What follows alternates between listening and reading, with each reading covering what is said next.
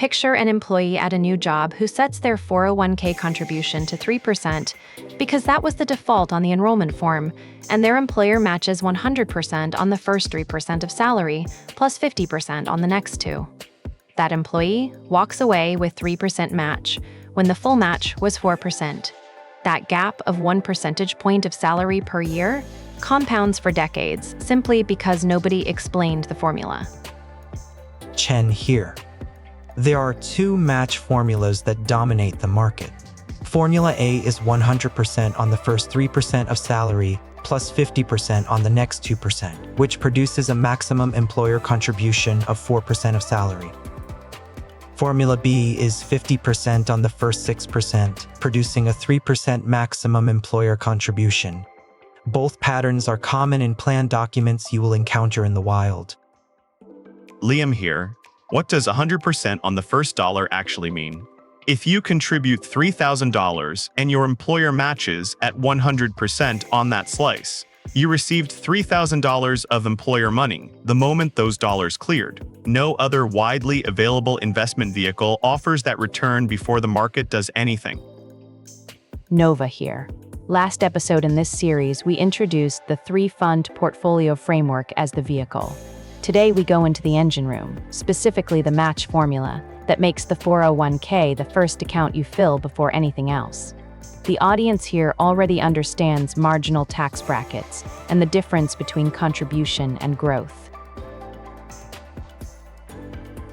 Let us run the arithmetic on an $80,000 salary with Formula A. The 100% on 3% plus 50% on 2%.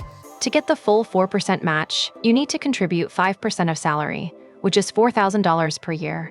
That 4% employer contribution is $3,200 in employer money added on top.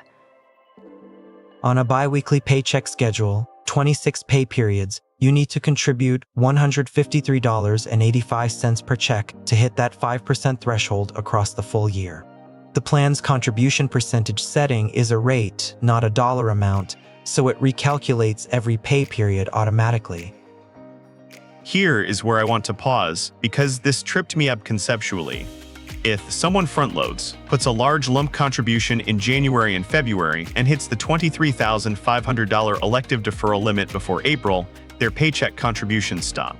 And if their plan does not have a true-up provision, the employer match stops too, for every pay period with a zero contribution. That is a real loss, not a paperwork error. At $80,000, the forfeited quarterly match can run $700 to $800 per impacted quarter. It is the kind of thing that looks fine on a year-end statement until you actually check whether the employer contribution line matches what it should have been. The practical fix is to set your contribution as a percentage of salary rather than a flat dollar amount per check, and to calculate the percentage that corresponds to the full match threshold, 5% in the Formula A example. Good point, Liam, on the front-loading risk. The true-up provision is specifically designed to repair exactly that problem. A true-up provision is a year-end calculation. The plan administrator runs to determine whether the employer match that was deposited per paycheck adds up to the maximum match on annual eligible compensation. If it falls short because of front-loading or a mid-year salary, change the plan credits the difference as a single deposit, usually in the first quarter of the following plan year. To verify whether your plan has true up, the authoritative source is the summary plan description, which plans are required to provide under the Employee Retirement Income Security Act. The summary plan description is commonly called the SPD. Search the document for the words true up or annual match calculation. Some plans use different language, so look for any sentence describing a year-end reconciliation of employer contributions. The timing matters practically. If the true-up credits in the first quarter of 2027 for the 2026 plan year, those employer dollars missed 10 to 12 months of compounding growth inside the account, compared to what they would have earned if they had been deposited spread across the year. That is not catastrophic, but it is real money. The bottom line on true-up: do not rely on verbal assurances from your benefits team. The summary plan description is a legally binding document, and it is what controls. If your plan has a true-up clause, front-loading is harmless to match capture. If it does not, spread your contributions evenly as a percentage rate throughout the year. Many plans that auto-enroll participants set the default contribution rate at 3%.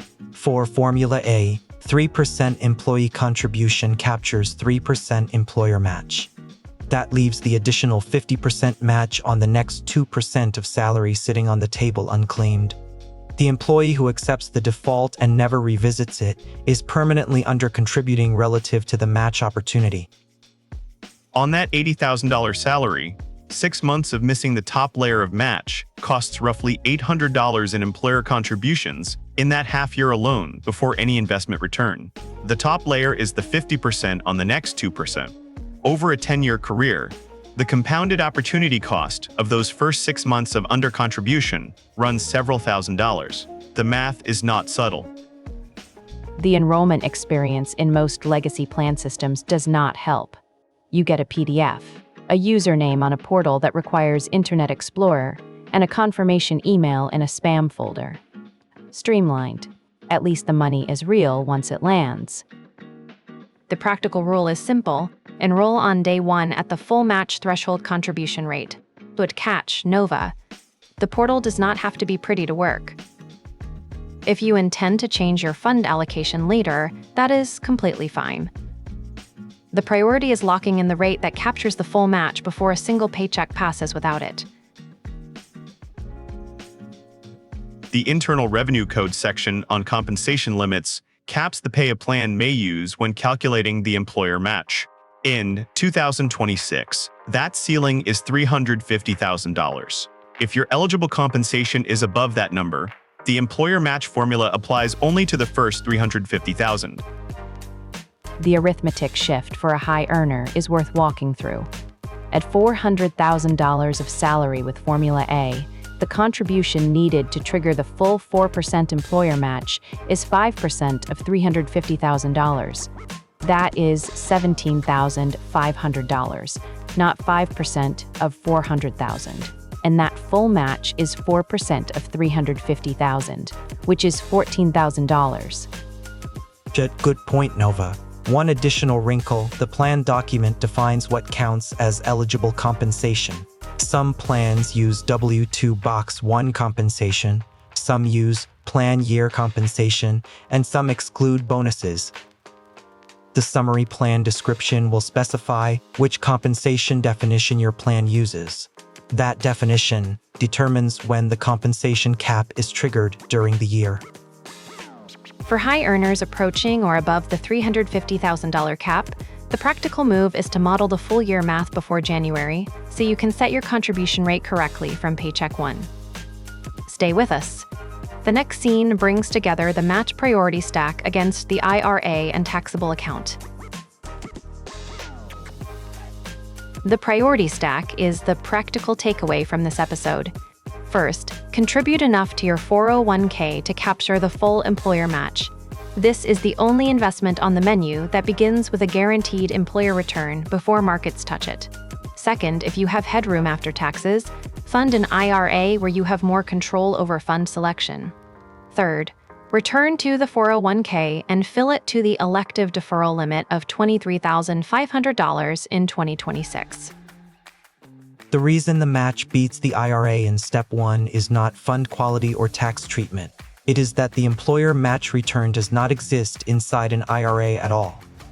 A traditional IRA, or IRA, can match the tax advantage, but it cannot replicate the employer contribution.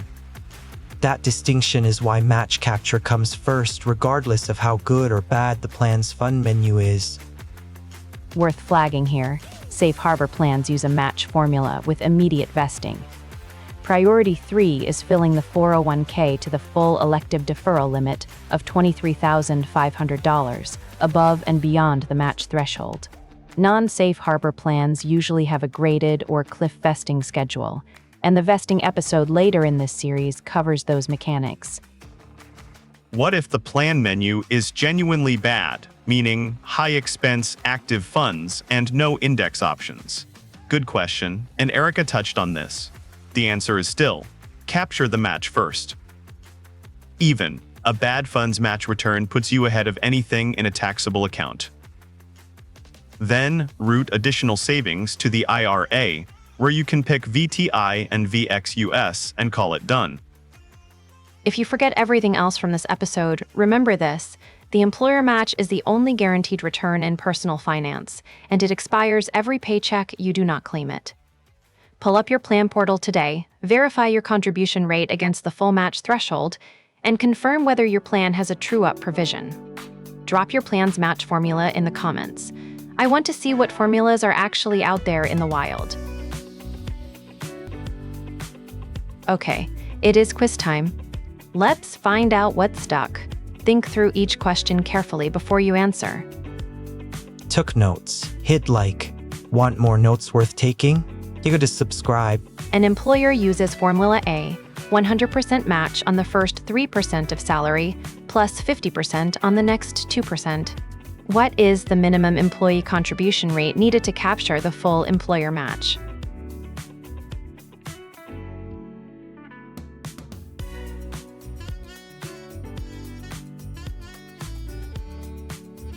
The correct answer is A, 5% of salary, which triggers both tiers of the match formula for a combined 4% employer contribution.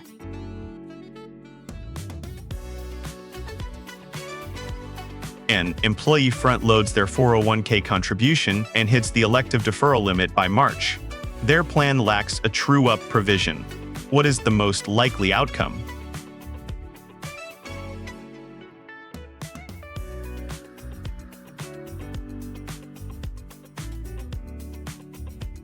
The correct answer is D. The employer match stops for each paycheck where the employee contributes 0, resulting in forfeited match dollars for the rest of the year.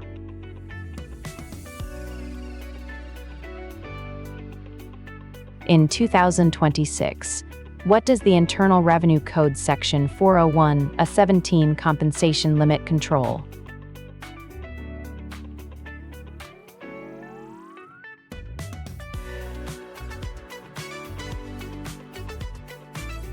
The correct answer is D, the maximum compensation the plan may use when calculating the employer match and employer contributions, set at $350,000.